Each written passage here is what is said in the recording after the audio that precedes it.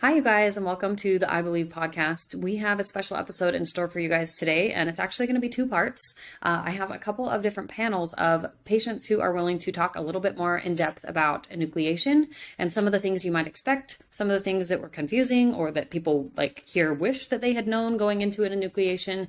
So for those of you who are looking into enucleation as an option or who are considering it or who just have to have it because it's your only treatment option, I hope you guys will tune in and listen and share this with anyone else that you know who is going to be experiencing enucleation. So just to kind of walk you through how this panel is going to work, I am the host, so I will be asking questions to our different patients who are here. And I'm also, for this panel, going to be taking part in some of those questions. What we're going to do is we're going to go in alphabetical order. And so I have on the call with me today, I have Allison Benjamin, and I have Clay Butler, and then myself, Danet Peterson, and Wendy Carpenter. So anytime you hear us talking in different orders, that's who's going first. It's Allison, then Clay, then myself, Danet, and then Wendy.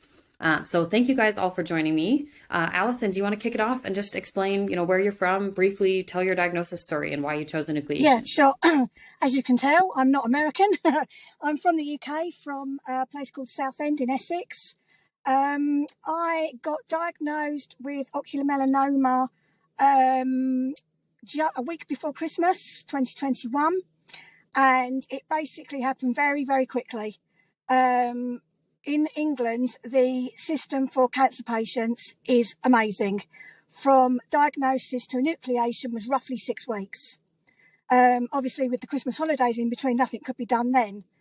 I was given two options. First option was proton beam therapy, which apparently they have an amazing unit up in Liverpool, the only place in the country where you can have it done. Or the consultant said to me, it was better for me, and because of the size of the tumour, to have enucleation. Well, as you can imagine, I couldn't take this in. I had the worst Christmas of my life. And all I could think about was having this done. And I was at first going to go with proton beam therapy. My family basically said to me, you don't know how it's going to be. 6 months down the line, the tumour could have grown and everything. So I went with enucleation. And the 1st of February this year will be 1 year since I've had it done. And I have to say, I'm glad I had it done, because I think I would have still been worried about the tumour getting bigger. So yeah, for sure. I am glad I had it done. Well, thank you. All right, Clay, you're up. Okay, I'm from Santa Cruz, California.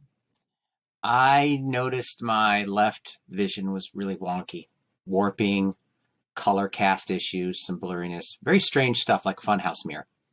So I went to urgent care on New Year's Eve 2021, and I just saw a regular doctor, said, you need to see the ophthalmologist. She's on call. Gotta keep in mind, this is New Year's Eve, so basically all the services are closed at the hospital. So I got called in around 11:20. The ophthalmologist dilated my eye and looked and gave me a very thorough, intense examination in silence.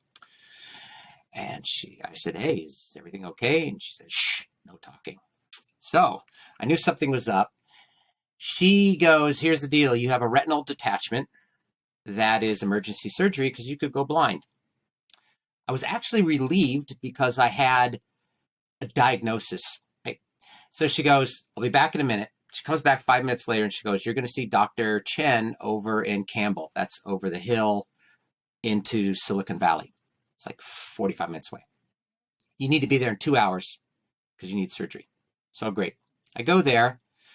Once again, he opened up the whole clinic. He was the only person there. My eyes already dilated, so we get right down to the examination. Looks at my eyes, and he rolls back in his chair. And he goes, okay, here's the deal. You do have a retinal detachment, but that's not the problem. And I thought, oh boy, what comes next is definitely worse, right? And he goes, not 100% positive, but this looks a lot like ocular melanoma. You have a big growth in your eye. That's causing the retinal detachment. The fluid leaking out is causing the retinal detachment. So we can't fix the retinal detachment. You have to fix the tumor. He goes, it's not your fault. We don't know what causes it. Come back into my office when everyone's here and we can definitely diagnose this, but I'm pretty sure that's what you had. So, okay. So I'm coming back home now. So I started off with, hey, doc, at urgent care, I can't see, to coming home with a most likely cancer diagnosis that afternoon. It's a very interesting drive. Oh, one thing. The first thing that came out of my mouth when my retinal specialist said, you have a tumor in your eye and I think it's cancer, I said, hey, if we have to take it out, I'm fine. So I was already there, right? So I got my eye removed on February 22nd because of the size, the location, the retinal detachment. My eye was not worth saving. I would never have what I would consider acceptable vision. So let's take the eye and the tumor out, clean break, get on with my life. I did not want to babysit a diseased eye from radiation. Okay. Well, thank you. All right, Wendy. I forgot. I'm in there too. Hold on, Wendy. Okay. So, I was originally diagnosed July 2020, and I ended up having brachytherapy because, unlike Clay, I was not able to make that decision. I probably, in retrospect, would have gone back and selected enucleation to begin with had I were able to go back and do it again, because of what has ended up happening in the later years. But at the time, I didn't feel like I could make that call, and I was terrified of the idea of not having my own eye. And I also had a surgeon who was confident that we had at least a small chance, maybe a very small chance, but we had a small chance that we could save my vision because my tumor was located in the very front nasal corner of my eye. And so I had brachytherapy. It was hell. I hated it, but I went through it and made it out. And then, the next 6 months after that, the eye started out looking like crap, and then it looked a lot better. I unfortunately did not retain any vision. And I can sense, or I can relate to what Allison said about, having that anxiety and that worry about the tumor, because that was my life. For the last 2.5 years has been constantly, going in every 3 months. Thankfully, I didn't have any pressure shots like many people with brachytherapy. I didn't have bad eye pressure. I didn't have any horrible side effects other than that I was blind and my eye kind of looked junky.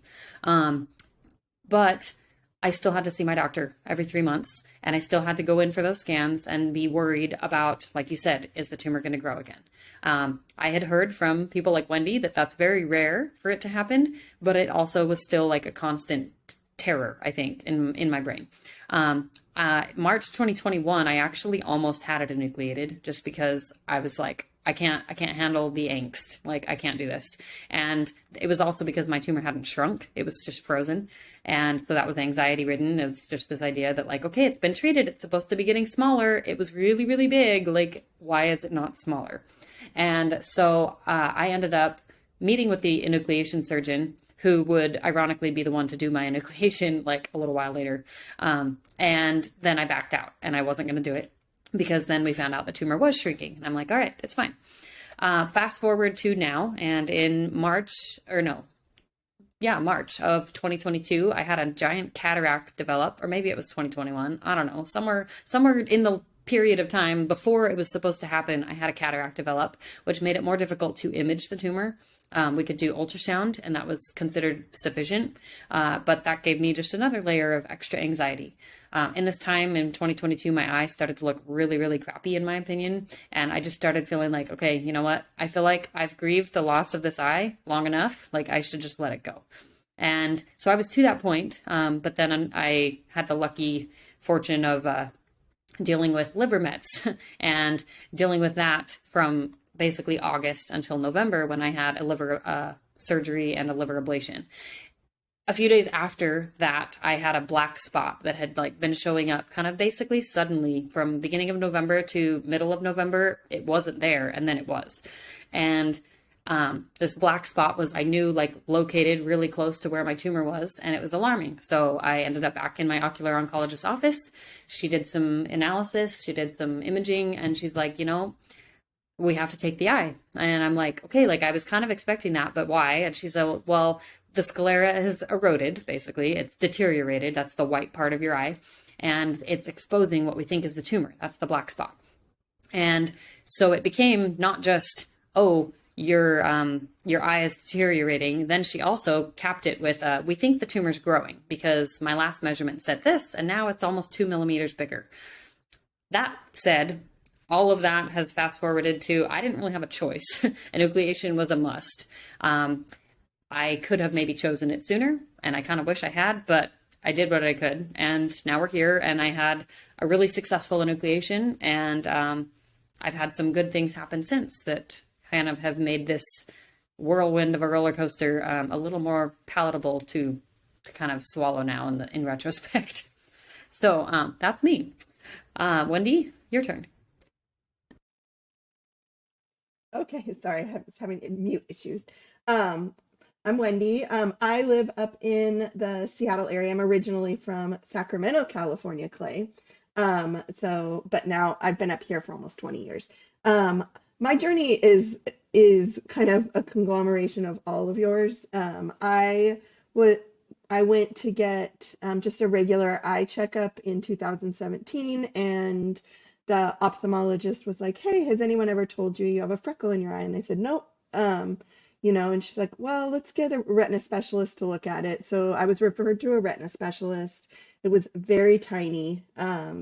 And the retina specialist said, "This looks like just a nevus. Let's monitor it."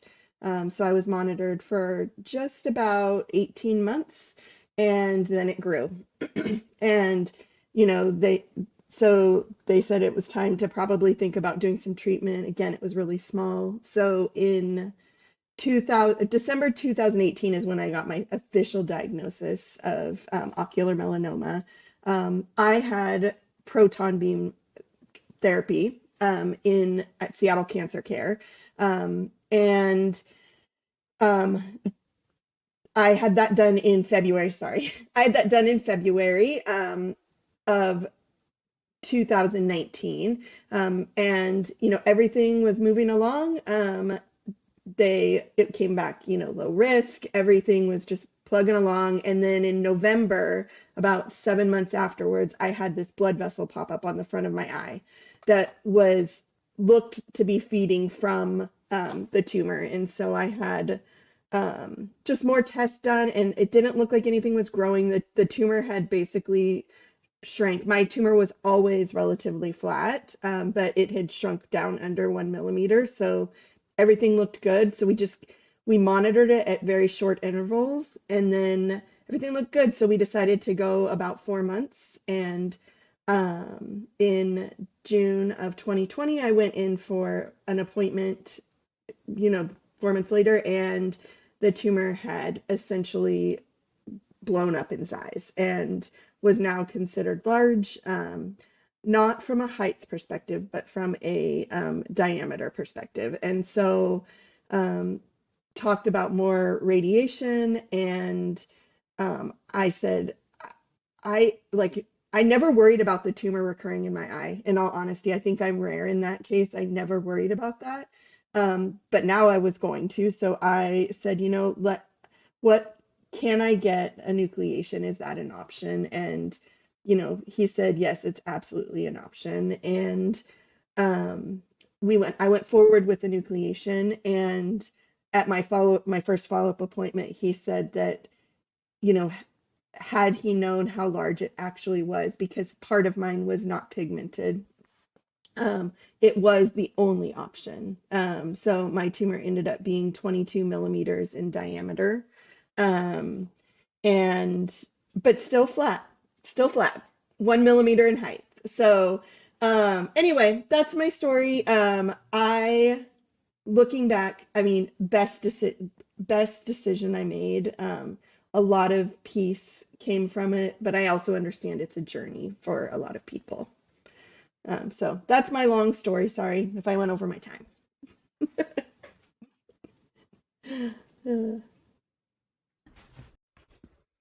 All right. So we are picking up just after Wendy's story. And so let's go through a few different questions just to kind of compare our experiences.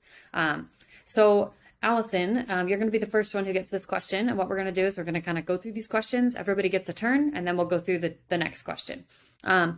So let's keep these questions kind of precise and succinct, since we want to make sure to be, able to respect everybody's time. But let's go through the first question. So when enucleation became a reality for you to plan for, how long from the time or the decision you made to have your eye enucleated to the actual surgery date did you have to wait for that surgery? It was roughly 6 weeks because I got my diagnosis on, the week before Christmas, 2021, and I had enucleation 1st of February last year, 2022. So yeah, it was roughly 6 weeks. Okay. And for you, just out of curiosity, did that feel fast or slow to you? It's about average for, we have the National Health Service here in England, and their cancer care is second to none. And I went to one of the best eye hospitals in London called Moorfields, who were and have been absolutely fantastic. And that was apparently the only time that they could fit me in. Because of the size of the tumour, which I didn't find out till later, if they could have done it quicker, they would have. But it was roughly about 6 weeks. Okay. All right. So Clay, what about you? What was your timeline from decision to enucleate to actual surgery date? Okay. So we caught the tumor on New Year's Eve 2021. Mentally, I was already there to take out the eye. That was the first thing that blurted out of my mouth. Hey, if we have to take the eye out, I'll be fine. So I was already at peace with it. 5 days later, we do a thorough examination, and he shows me the photos, and he goes, wow, that's a big tumor. I don't even have to be a doctor to know that's big. And it was like 16 millimeters wide by 7 millimeters deep. Just a perfect circle, just a perfect dome on the ultrasound. It just looks, it's like precision. I had like a perfect dome of a tumor. I asked him, how do you know it's cancer? He goes, well, it's leaking fluid. It's orange splotching. It's causing a retinal detachment. And then he says, under the high contrast, where this is like the black and white photo where they put in dye, see how all your veins in your eye are lit up white? And this looks like a cotton ball? Those are all micro blood vessels. Only cancers like that. Those are all feeding that tumor. I said, okay. And then he explained, and then I got kicked to, he goes, okay, now you're going to go to, you have 2 choices, UCSF, or you can go to Stanford. I said, Stanford's closer, and I know my insurance covers it. So I got assigned to Maruthi Njaya, who's a big shot ocular oncologist. There's not that many. I go straight to him. He does the same examination, all the photos, all the ultrasound. He shows me the photos. They look the same. And he goes, definitely ocular melanoma. Here's your options. Says, we can do brachytherapy. That's where we sew a radioactive disc to the back of your tumor. Because of the location of your tumor, we might have to temporarily disconnect the rectus muscles so we can roll the eye. He goes, because of the size of your tumor, because of your retinal detachment, because of the location, less than 5 millimeters from the center of vision, you probably will never be able to even read the headline of a newspaper. You're going to be kind of functionally blind. I said, what's the other option? He goes, well, we can just take it out and you'll be done with it. I said, well, that's easy. Take that sucker out. He goes, I just want to live and get on with my life. And he goes, hallelujah. He literally said that. So he had in his mind what was the right choice. So I booked it for about a month later. So that was the closest I could get in February 22nd, 2022. Okay, so about a month. Yes. So this is what I did, though. I said, okay, I have a very active lifestyle. I surf at night every day. I'm a photographer. I said, I have 1 month to train. So I actually put on an eye patch, started wearing it to practice. And then I got swim goggles and blackened out the left frame and went surfing at night with swim goggles with my left, because I had to find out. Found out I could do everything, no problem. So I'm like, when it came time for enucleation, I was 100% there. I mean, I was like, it couldn't happen sooner. And then when I woke up from surgery, I went, yep, looks exactly how it was when I had an eye patch. Like, I've already planned for this. I was great. And and then once I learned more about all the side effects of getting radiation, I was even doubly sure I did the right decision, because I'm class 2 PRAME positive, means 78%, 72% chance of metastasization in the next 5 years. So I'm like, probably liver mets is in my future. I want a clean break, perfect health, all the way to getting liver cancer. I don't want Avastin shots. I don't want the visits. So it fit my lifestyle too. I didn't glad the tumor's gone, and it fit my lifestyle because I wanted to take advantage of that post-enucleation, pre-Mets moment with no doctor's visits, no drugs, no shots. I'm so glad I did because I got Mets September 27th. So I had 9 months of a honeymoon, and I'm so glad I did that. Yeah. This is never a problem. It's easy. Yeah, well, and that's, yeah, like you said, it simplifies a lot of things. It really simplifies things. Yeah. So for you, it was about roughly a month, basically, from diagnosis to enucleation? Yeah, maybe a tiny bit more. Officially, if you went official diagnosis, that was January 5th. That was confirmed 2 weeks later, and then February 22nd. So really 22nd, 3 weeks. Yeah, 6 weeks, six weeks ish. Yeah. Okay. So, and you had a massive tumor. Enucleation was your primary treatment option. Oh, yeah. You were like, this is what I'm doing. There was 100%. no question of anything. So, okay, No. Wendy, what was it like for you coming back into, okay, your tumor was regrowing and you now were choosing enucleation over doing radiation again? For me, it was, I have some hindsight of what I did. So for me, it was 2020. We're in the early stages of the pandemic, and I love the summer. And I was diagnosed on June 20th. I did not have my eye removed until August 31st. Fully my choice. My ocular oncologist was actually like, oh, we should probably do it, early July.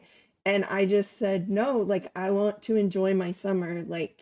I don't know what this means for my future. It's been a really weird year, and I just want to enjoy my summer. I want to go paddleboarding. I want to do all the things outside that had I had my eye removed, it doesn't prevent me from doing those things. I didn't know that at the time. But also I knew I wasn't going to be able to just go right back into the water and do all the things. So for me, it was about 2 months. Again, my choice. Hindsight, I probably, would have done it a little sooner, knowing what I know about the tumor. When you get enucleation, that's one of the nice things. You get the full pathology of all of the things that make up your tumor, that you don't get all of that information with radiation options. You get your Castle, or if you have a genetics, but you don't get the actual details of what the cells are doing. But anyway, I had a great summer. I had an amazing summer in the middle of a pandemic. So No, I think that's amazing. And I think it's really powerful for us to be able to compare this and to see that, okay, Clay was voluntary. Allison was also voluntary. Their timeline still was a little bit extended, either due to scheduling or just whatever. And then Wendy, you were having tumor regrowth, confirmed regrow, and you still were like, but I don't want this to take over my life. I want to be able to do the things that I want to do. And you're still okay today. I think I forgot to tell my part of it, but I actually really, I had November 21st was when I found out that potentially this tumor was growing again. That was the only information before pathology that we had at the time, was that we thought it was active and we thought it was really growing. Still no, that's a little ambiguous still. We don't know for sure, if it actually had grown or if it was just swelling from this blood vessel being necrotic.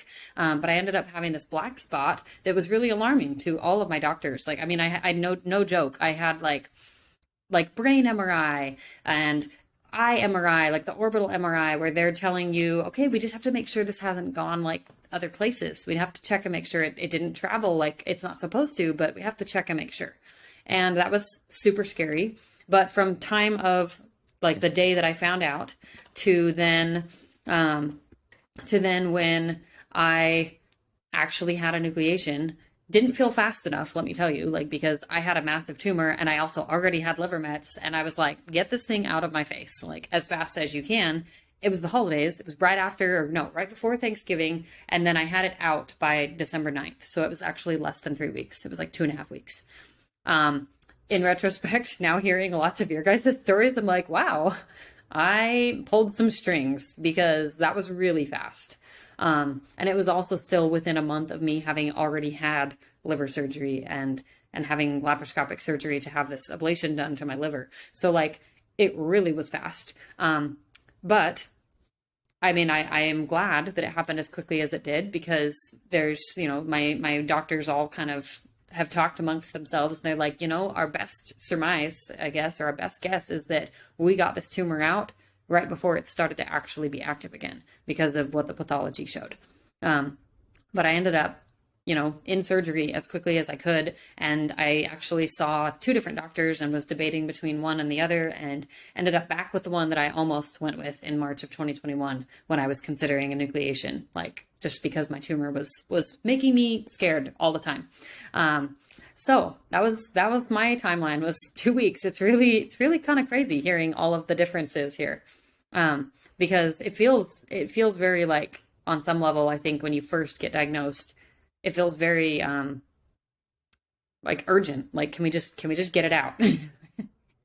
I think too, Danae, something that for newly diagnosed patients is we all expect things to go at a very fast pace. Because that's what you see in TV or the movies. And the reality is it's not fast, like it does take time, and the medical system is very slow. Yeah.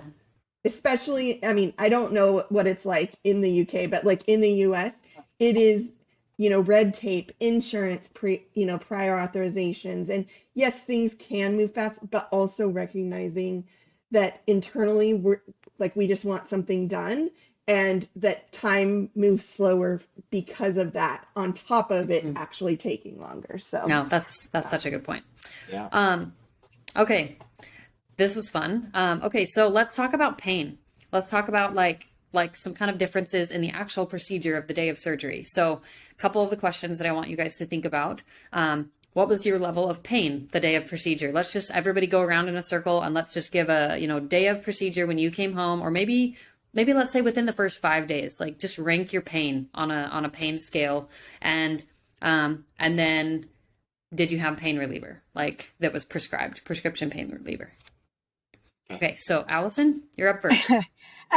Level of pain 1 to 10, 10 being really high. I've got to say, and from what I've gathered from speaking to other people, I was very lucky that I hardly had any pain. The only pain I actually had was when you move your remaining eye. I was given drugs when I left the hospital, which I didn't use, and I found just taking normal paracetamol was fine.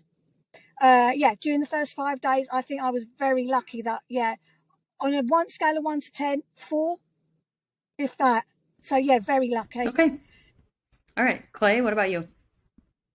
The day of, that's the honeymoon, because I came out of surgery and I feel freaking amazing. Yes, and, that's true. The anesthesiologist did a great job, because I explained that my body has a harder time breaking down some of the anesthesia components, and so don't overdose me.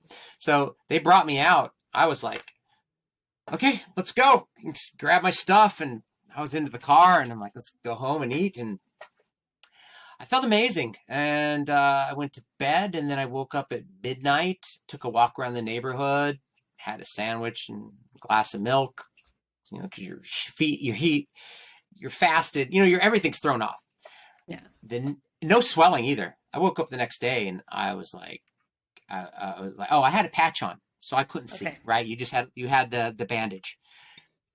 I was back. So my surgery was in the afternoon. I was back with my ocular oncologist, who took out my eyeball, 9 o'clock in the morning. And he takes off the bandage like that. And he goes, okay, look up, look down, look right. He goes, motions to my partner. Look, it's moving already. Great. Looks fantastic. Look at that. I had like no swelling, no bruising. I was still in that honeymoon period. The first full day after, that's when the meds wear off, and pain was maybe, I don't know. I've experienced 9 to 10. This was maybe a 5-ish. It was enough to give me disrupted sleep for 5 nights. And I was Okay. just taking Tylenol, right? It would mainly like, what would really get your attention? One is looking to, like, without moving your head. You'd be like, you'd feel a little tugging pain. And then anytime you look down, you learn to do your whole life upright for the first week. You like bend down, like your posture's fantastic. Bend at the knees, right? You don't look at yourself going to the bathroom. You don't look down at all. Because when you look down, it feels like your eyeball, which isn't even there, is going to explode. It just feels like it's going to explode out of your head. Yeah. So the biofeedback's instant. So you just learn not to do those things. By the 6th night, it was like, crossed over, and it was fine. So the first 5 days, a little rough sleeping, Tylenol. I hardly had any swelling or bruising. It actually looked really good right off the bat, and within 1 to 2 weeks, it looked fantastic. That's awesome. All right.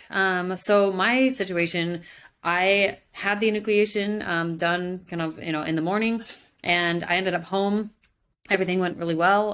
Some of the things went better than expected, but my level of pain when I first woke up, I would say was pretty negligible again, just because you're on all of the stuff that they give you in anesthesia. And by the time I got home, though, probably about 10 o'clock at night, the pain medication that they had prescribed, I think I had Percocet and I had Tylenol with codeine to decide between.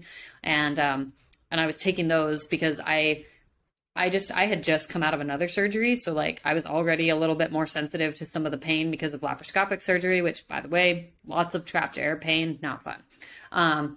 But my pain level, I would say for probably the first, maybe not the first day, but like day 2, 3, 4, and maybe 5, it was enough that if I didn't take pain medication, I felt like I couldn't hardly do anything. Like I couldn't move and everything really hurt. I ended up getting prescribed like tramadol because I was like in so much pain that it was making me feel like I was going to throw up. And I also had a lot of nausea from just the muscles being cut. So for retrospect, I had brachytherapy, and because my brachytherapy happened at the front of my eye, my muscles were never cut. So like I never experienced that, double vision or nausea that you feel when you have those muscles cut. And my doctor had told me like, it's really important that you don't puke. And I'm like, that's the worst thing you can tell me. Now I just feel like I'm going to puke. I don't remember if I threw up with that surgery. I know I did after the liver surgery, but I was really worried about nausea. And I had the pressurized patch on as well, for sure. And that pressurized patch, I think, helped some, but it was still like, again, like you guys have all said, like the moving and the looking and any movement. Like I swear I basically slept for like day 2, day 3, maybe most of day 4, because I was just that exhausted. And the times that I did wake up, it hurt enough. Like, I guess I would put it at like somewhere like a 7 to an 8 or 9, depending on when it was. Once I got the pain figured out and the pain management, then I was okay. But I hated taking the pain medication because I already had liver meds. I'm like, I don't want more crap in my system. I don't want more stuff that I don't have to take. But it became very like, I need to be able to rest. And so I took it because I needed to be able to rest. Okay. So Wendy, what about you? Level of pain, day of procedure, pain, stuff like that. Yep. Yeah. So mine, again, I actually was in a lot of pain. I woke up in a lot of pain. Because of my prior treatment, and my body just creates a lot of scar tissue. So I had a lot of scar tissue, and so it was actually really hard to get my eye out. And so he said, originally when I went in, I had said, hey, if I get prescribed like a narcotic or, prescription medication, I need it in liquid form, because that's how I have to take my medicine. And he's like, oh, I don't do, pain meds. Tylenol will be enough. And then when I woke up, and I don't really remember the first day, other than that I was in a lot of pain. When I woke up, I had a prescription. And so I stayed on top of that, but I was still, honestly, the first day and the first 2 days, my pain was a 10. Like it was really rough. I did get sick several times because the pain was so much. But here's the crazy thing is I remember telling my mom, who was at my house with me, I said, this is the worst pain I've ever felt. But then by day 3 for me, it's like the pain just lifted.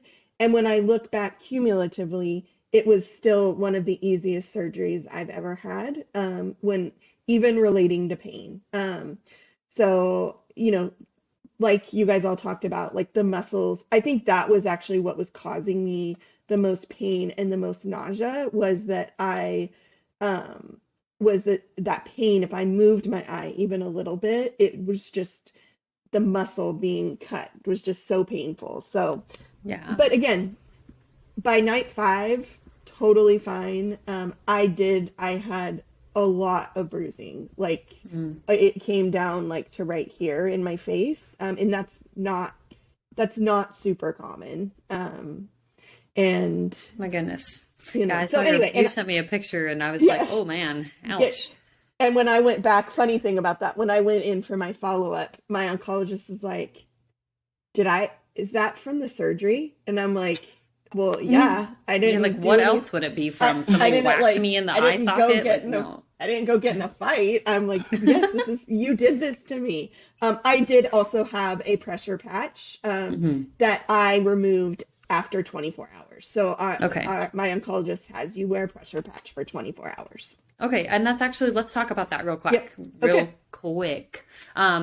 Who wore a pressure patch? I had a pressure patch, and for how long? Let's just say it real fast. Okay. So I had a pressure patch. I had to wear it for minimum of 5 days. So I saw her on, I guess it was technically 4.5, but I got it on Friday and I took it off on Tuesday, or she took it off actually.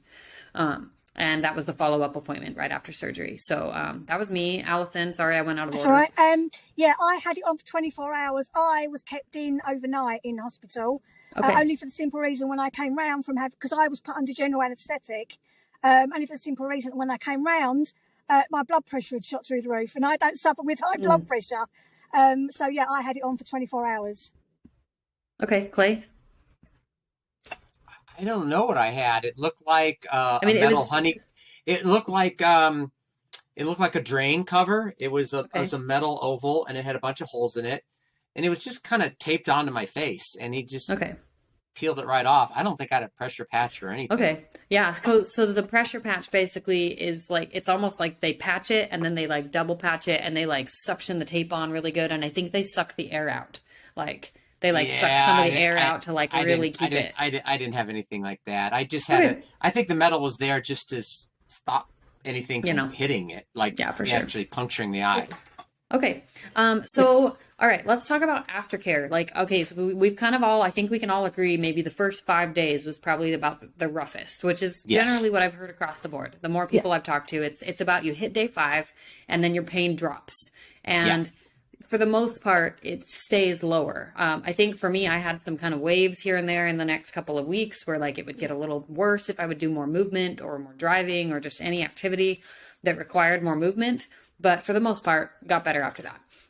Did your doctor tell you to do anything specific, like sleep elevated or take, like I know, like just for me, I'll just tell what my doctor told me that helped, I feel like, with the swelling and with pain relieving and things like that. She told me to sleep in an elevated position. So I slept on a wedge pillow for basically 2 weeks. She gave me an erythromycin. I'm saying that wrong. Guys, all the medical terms I say all the time, and I can't say my medical name for my eye ointment.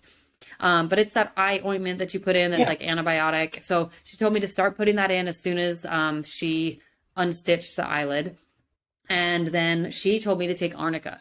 So that was like a big thing for her. She's a plastic surgeon and she was like, you have to take arnica. It will help with bruising. It will help with swelling. And when she took off my patch on 5 days, I had like a tiny, tiny little bit of like some redness under here that maybe was some residual bruising, but I had like 0 bruising at all. She was astounded. She's like I should see something, but there's nothing. But I was eating arnica like candy, just full disclosure. So that was what it was kind of, those are the things that helped me for the most part, other than just sleep and taking pain medication. So did you guys find anything that helped in recovery for the first maybe week or so? Allison, go ahead. No, I mean, when I got discharged the following day, I was just told by the nurse, don't bend over, don't bend down. I was given antibiotics orally and for my eye, which to begin with, I would not even look at myself in the mirror. My husband and my daughter had to put the eye drops in for me because it just made me feel so sick.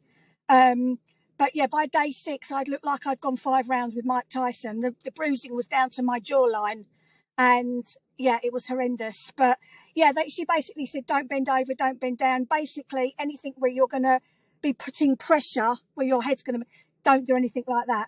And also because I had a general anaesthetic, it took about a week for my system to get back to normal. Gotcha. Yeah, and I was also told activity level wise, I couldn't do anything to get my heart rate up and sweat, like anything that would cause eye pressure, ocular pressure. She didn't want any of that. So I was restricted from working out for at least 2 weeks. Clay, what about you? Anything that helped? Anything the doctor told you to do or not do? Yeah. I know for you had some specific things.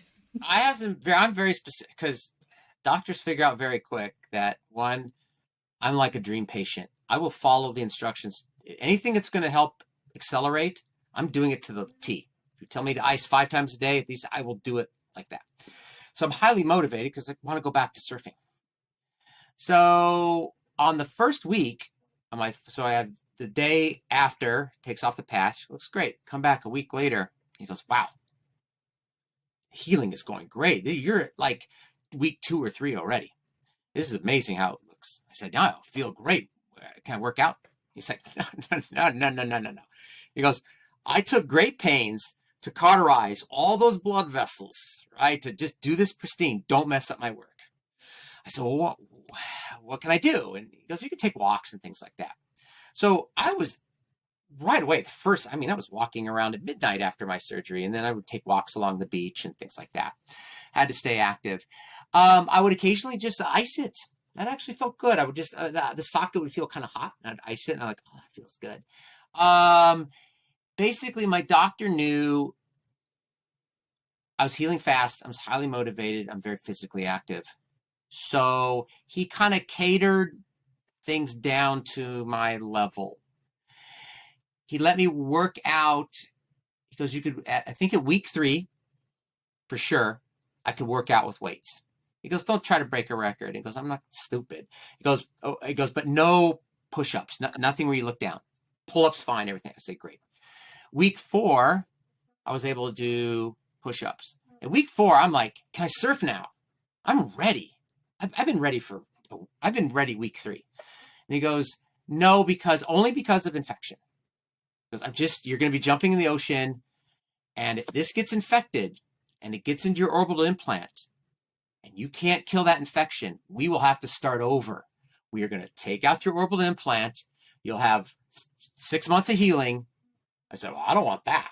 So I held off I lifted weights and I climbed stairs with my weight vest. And I did that until I surfed. And then right at 6 weeks, bam, I was in the water. So really just some icing. And there was only one moment where I pushed it too far. I took a walk along the beach on a very windy day. It was cold. By the time I started heading back to my car, it was like a 2-mile walk, I started feeling very nauseous and weak. And I think I was only 2 weeks into the healing at this point. So I went home and I rested, and it was fine. It just went away. I didn't do anything. So mine was, I'm probably not the standard case, like almost no bruising, very little swelling, back to surfing at 6 weeks, lifting out at 3 weeks. Pain is over at 5 weeks. Good movement. First day in the mirror, I'm like this. Oh, wow, it's amazing. I'm shooting videos and I took pictures every day of my healing process. So I just found it very fascinating and like a project, right? I didn't have any of that psychological stuff that most people have. Day 1, I was just walking around. I'm like, hey, look, my eye, it's gone. No problems. And then I got my prosthetic, and I just stopped wearing it. I haven't worn my prosthetic in months. It's big and bulky. I don't like it. So I have this $4,000 prosthetic in a little cup. You just got to keep your eye in a jar. It's just not the one that was surgically removed. Which I'm still miffed about. I know, you told me. Stanford would not let me keep my eye. They wouldn't even take a picture of it on the when they took it out. Yes. No pictures, nothing. Okay, so that is something that I was gonna say. got Like ripped off. I got lucky in the sense that I really pushed my doctor to take a picture. In retrospect, I should have been more specific. Can you take a clean the eyeball off first picture? Because I have since seen an eyeball that was enucleated that was cleaned off, and I'm like, that looks way different than mine did. Mine just looks like a freaking pomegranate on the the operating table. So if you do want a picture of your enucleated eye, you can ask for it. It is your physical eye. You have ownership of that tissue. It stays your eye even when it goes to a pathology lab and gets analyzed. Yeah. So if you want a picture, ask for it ahead of time. All of us who didn't get a picture would be mad that we didn't get it, whether we asked or not. But it's, I mean, whether you look at it or want to just show it off or not, it's kind of fascinating. It is. And just for the record, I pushed hard early on with my doctor, with Stanford, everyone. They said, we just don't do that. No video, no photos. Really? I mean, you don't do that. You can't just go with a cell phone and take one shot. Nope. So I'm still, I'm still a little miffed about that. I'm never getting over it. I'm taking that one to my grave. All right. Okay. So Wendy, what about you? Any aftercare things that you felt like were helpful that you'd pass on?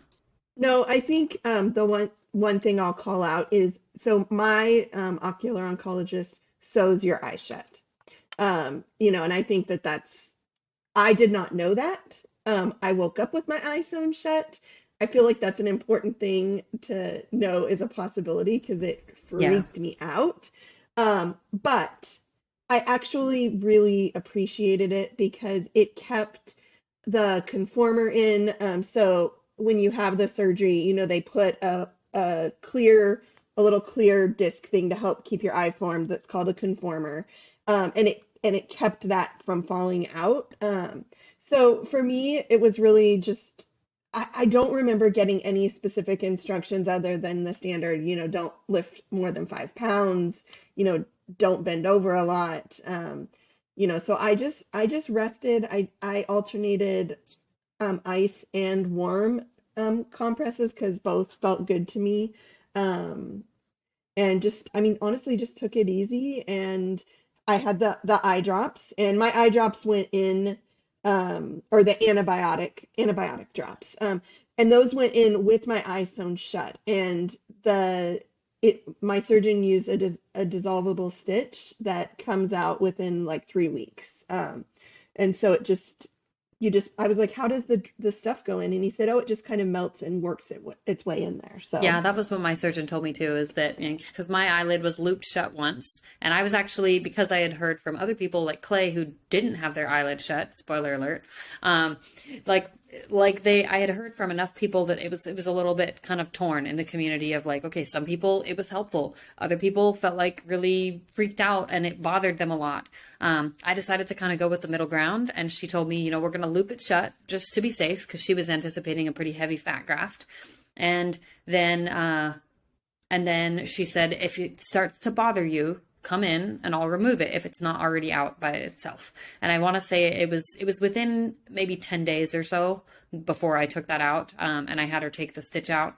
And once she took the stitch out, honestly, it felt really, it was nice, because I got to a point where the stitch had felt helpful to keep everything closed so that I didn't have as much movement happening, which was, I think, helpful for the healing for me. But it was also like, it got to a point where I started to kind of pull and tug on the eyelid, and it was hurting, like just not like horribly, but enough that I was like, okay, this is annoying, get it out. And she was open to, as long as everything looked good and it was healing well, she's like, I can take it out whenever you're ready, or we just let it dissolve. It's up to you. So I ended up having that stitch dissolved. Allison, did you end up having your eyelid sewn shut? No, they don't do that procedure here. It's a pressure patch, and then basically let the air get to it. So, from what I get, because I am also on a Facebook group called Ocumel UK, which is ocumelanoma patients here in the UK, and I've never come across anybody here have that done. Oh, it's crazy, because it seems very common in the States. And then I know, Clay, I feel like you were maybe one of the exceptions because you didn't have it sewn shut, right? No, that would have been really weird. I would have said, take these stitches out. I don't know why you're doing this to me. It to me just didn't make any sense. I should be using my eyelids, and my eyes should be functioning and should get some air. And of course, this was my first choice, right? I wasn't doing enucleation on top of an already an area that got proton or radiation that already had some damage. I was going from a pristine, good, healthy eye, clean break, out, quick healing. But it seems to be personal preference. It seems like a lot of plastic surgeons like to sew it up. And then there doesn't seem to be any. This one truly seems to be the doctor's preference. This is how I do it. I sew your eye shut. There doesn't seem to be any justification either way to not or to sew it up. Well, and I asked my doctor too. I was like, so is there like a clinical, like researched reason why to sew it shut? And she said, no, like, I don't feel like it's made a difference either way. Like patients who have it shut, patients who don't have it sewn shut, they all recover roughly the same. And so that's, just an interesting thing to note is that if you are someone who wants to know that going into this and you're listening to this, ask your doctor, do you sew the eye shut? And if you don't want that done, then you tell them, I don't want it sewn shut. And if they don't like that idea and it really is a key thing for you, then find another doctor. I think that's so important.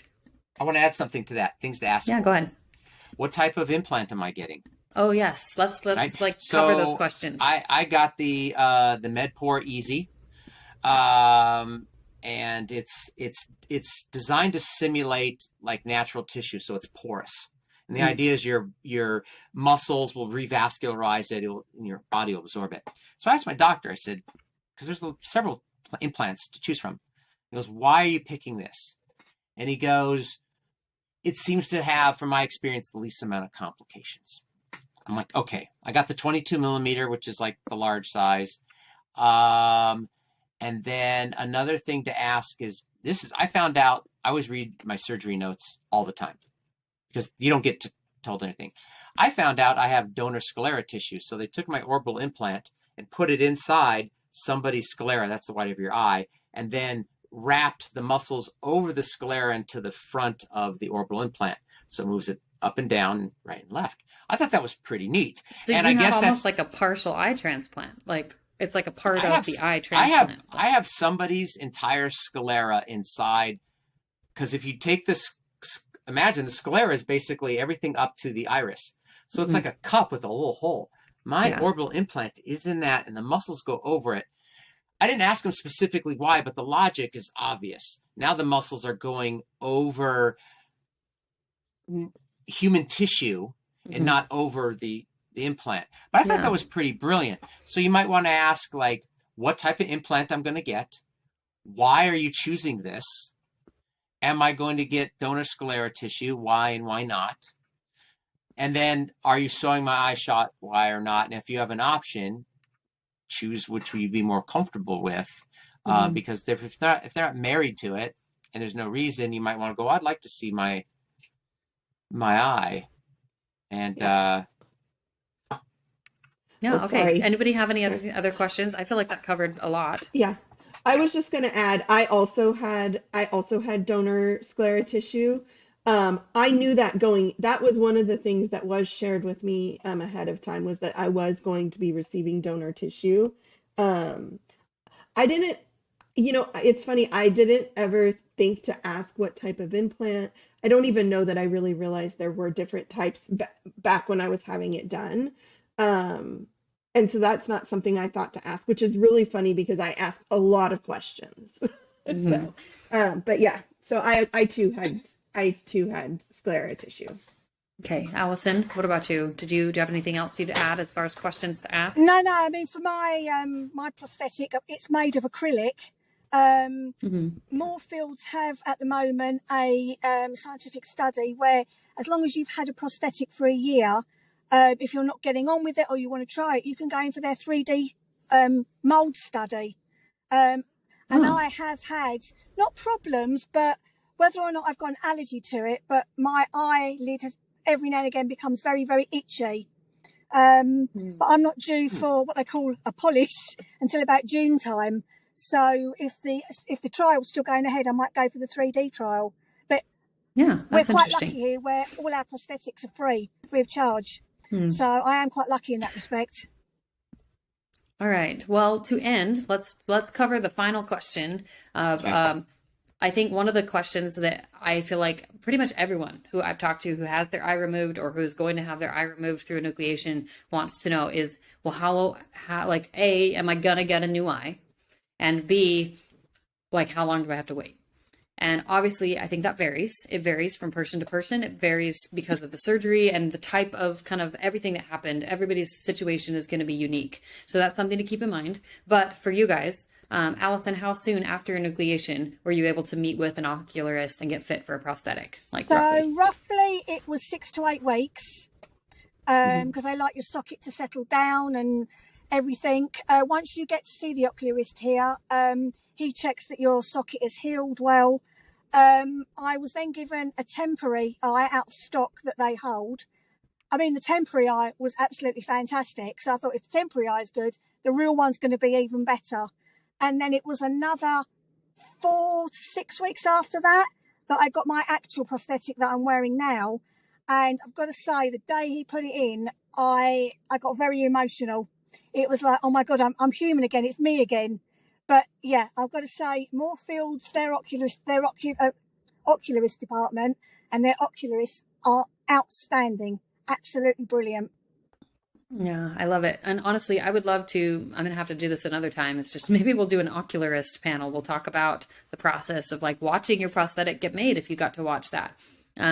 But because I don't have the time to cover that today, so let's just chat timeline. You know, how soon after enucleation, Clay, were you able to meet with that ocularist? I think I met with them at week 3 or 4, just as like an introduction. Mm-hmm. And he looked at my conformer and he goes, your conformer is too big. It's going to stretch out your eyelids a little too much. Let's swap it out.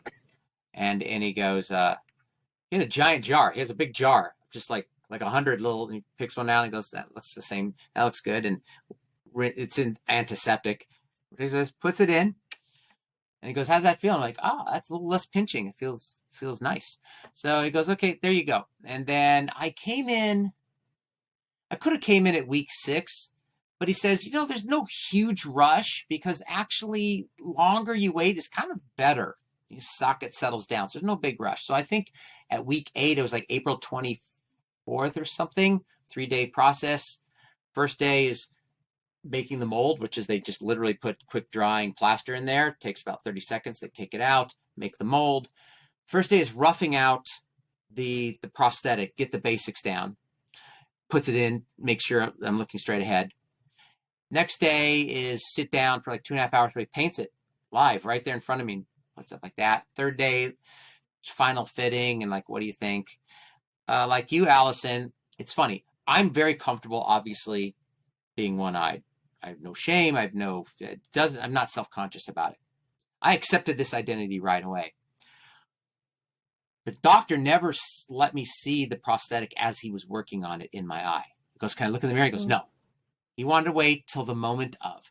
So he puts it in, and I look in the mirror.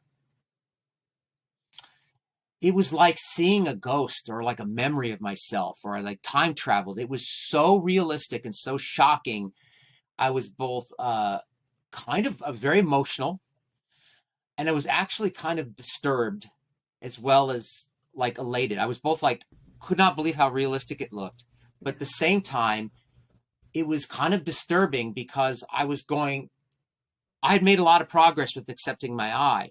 Now I'm seeing myself how I remember myself. And it's not real. Mm. And that whole day, I just kept looking in the mirror. I was like, what the fuck? It was so hard to process. Who is this guy in the mirror? And then over time, see, I surf every day. So even if I wore my prosthetic every day, it's got to come out at night, go to sleep. I go surf first thing in the morning, work out. Then I would put it on after breakfast. So it was only going to be in from like 9 to 5 every day anyway. It's just a work day. So I got used to this dual look, right? I put in my eye now, and it's like, well, that's cool. It looks pretty real. And if I take it out, I'm like, oh, that's me too. So I have a dual identity where they're both looks are fine with me. It's just, I don't like the extra tearing I get. My eye tears up more, and and I have a really big head. So my prosthetic is about 1/4 inch thick. It's ridiculous. It feels like I just have a big marble in my eye. So I've just gotten out of the habit of wearing it, and I just want a blue I would just like a baby. I would just like a blue conformer. Yeah. Just like solid Mad Eye blue. Moody right there. Yeah, just like something decorative. Yeah. Rather That'd be than fun. this flesh look. Yeah. Well, okay. So I actually get to kind of skip this. I have a date set, and it's for roughly 8 weeks after my surgery, but I have not met with the ocularist yet. So I will skip this because it's kind of a like I'm meeting them for the first time to basically evaluate, am I ready to be fit for a prosthetic, or do we need to wait longer? I have anticipated in my brain potentially having to wait longer just because I did have brachytherapy done back 2.5 years ago, and that can sometimes affect, another, like I think Wendy, you told me that it can sometimes take a little longer, but I'm fully prepared to wait longer if needed. I was actually prepared to wait as long as back to November if I needed to, just because of some other stuff that was supposed to happen that I now don't have to have, which I'm excited about. So, Wendy, what about you? How long was it before you met with them? So I actually went to see my ocularist at 2 weeks. Just so and this is more just a personal thing. I had reached out to them, beforehand to just kind of understand the process. And they're like, oh, well, since you're calling, we do like, if possible, for patients to come in a couple weeks after, just so we can check the healing, see if the conformer that was put in during surgery is the right fit. And so I did get, like Clay, I got a different conformer put in. And that is, I had them clip my stitch at that point because I was to where it was pulling on my eyelid. And I was like, can you just clip the stitch? And he's like, I don't know if I want to do that. And I'm like, I want you to do it. I'm like, if you don't, I'll just take the scissors and clip it myself. And so he clipped that for me. And then I went back in. I went in at 6 weeks, which in all honesty, it was really too soon. And I wanted my mom to go to be there with me to kind of experience the process. Cause again, it's done over 3 days.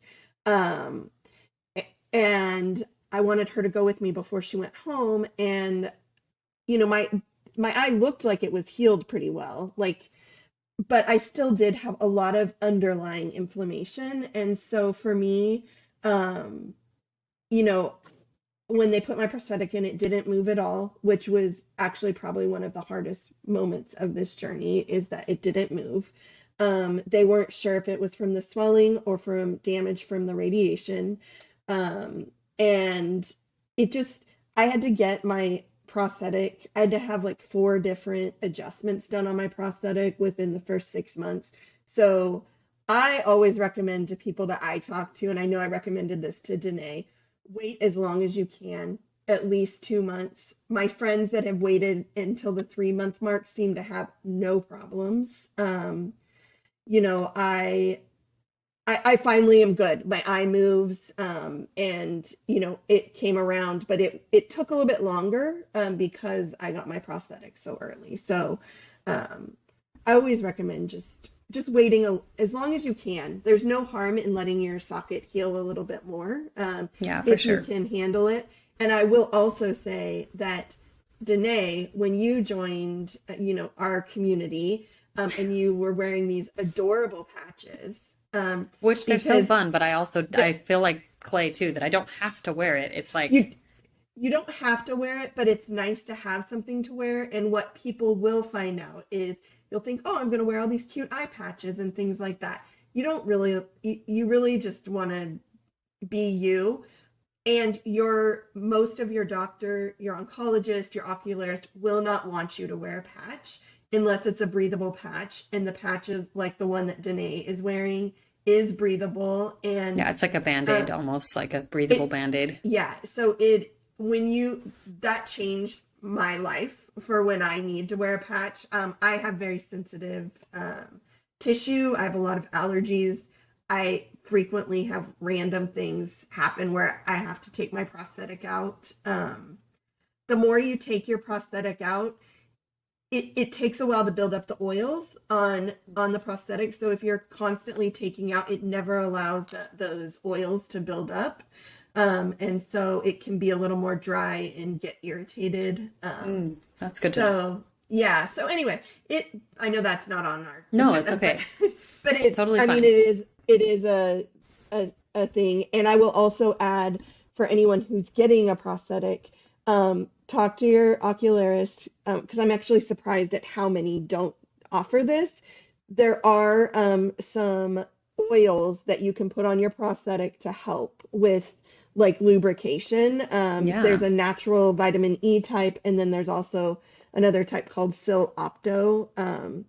And so life-changing for a lot of people that didn't know about it. Yeah. So. Well, and another, I mean, just as you know, as you mentioned the patch, I wear the patch right now because I'm still so like, I'm still within about 8. I don't even think I'm past maybe 5 weeks of surgery or maybe 6. And so sometimes things ache if I'm moving. Like yesterday I did a lot of driving. So today I'm just letting my eye rest. And like when I was at Harry Potter World, it was like, that's too much. I'm going to patch that. And I also didn't want to get random crap in my eye, like from a different place. Anyway, well, guys, this has been so fun. It did end up taking a little bit longer than I thought it would, but hey, there's a first time for everything. So, but thank you guys for tuning in. Hopefully this and our part 2 of this, when we have the other set of people come on and talk about their experience, hopefully this will just be helpful and help people see that like there are really lots of different possibilities, and you get to ask questions now that you have some more information, hopefully. So let's go ahead and say goodbye. Everybody say bye. Bye. All right. Bye, guys. Thank you again for being here. Thank you. Bye. Okay. Bye-bye.